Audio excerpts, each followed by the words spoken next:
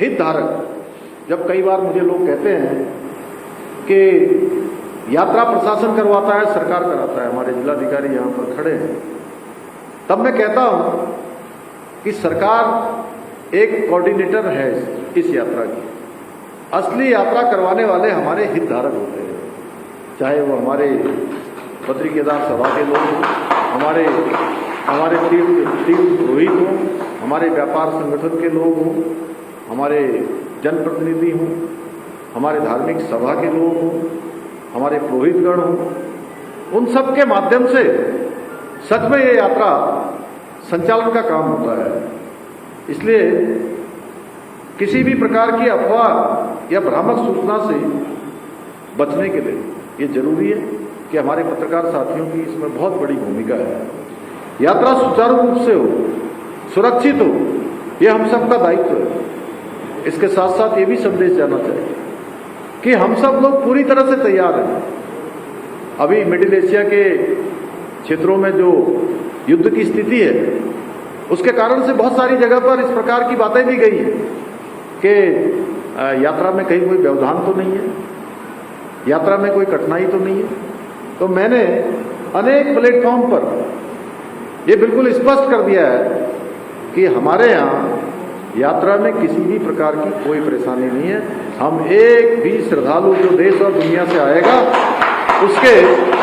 उसको हम बिना दर्शन के यहाँ से वापस नहीं भेजेंगे।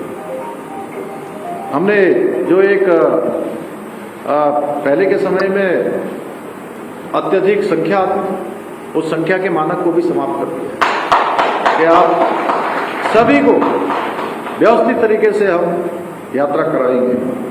तो इसलिए भाइयों बहनों, मुझे पूरा विश्वास है कि आप सभी इस महत्वपूर्ण जिम्मेदारी को पूरी तरह से संवेदनशीलता के साथ इसका निर्वहन करेंगे।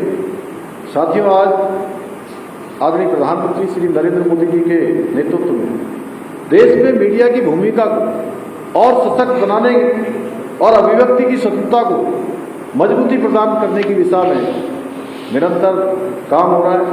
इसी क्रम में हमारी सरकार भी पत्रकार साथियों की समस्या और उनके हितों के लिए पूरी तरह से संवेदनशील है। हमारी सरकार द्वारा पत्रकार बंधुओं की सुरक्षा, स्वास्थ्य बीमा, आकस्मिक सहायता और आवासीय सुविधाओं को लेकर कई ठोस कदम उठाए गए हैं। मान्यता प्राप्त पत्रकारों को शासन की विभिन्न योजनाओं का लाभ प्राथमिकता के आधार पर उपलब्ध कराया जा रहा है।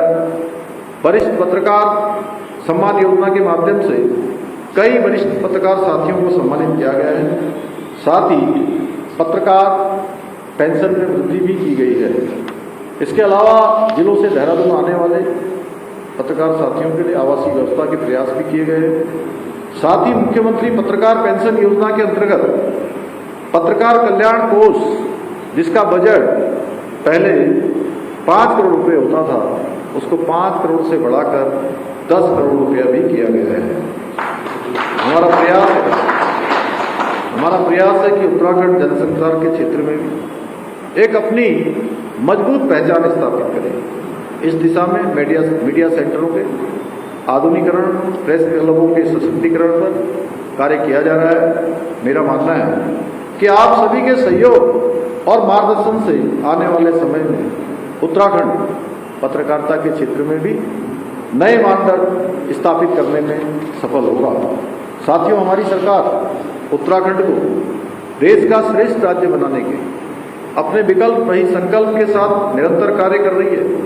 मुझे पूरा विश्वास है कि इस संकल्प को पूरा करने में आप सभी, हमारे मीडिया जगत के सभी बंधुओं का, सभी भाई बहनों का, हमें इसी प्रकार आप सबका निरंतर सहयोग मिलता रहेगा।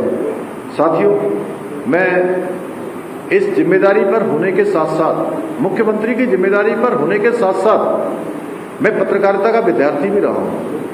मैंने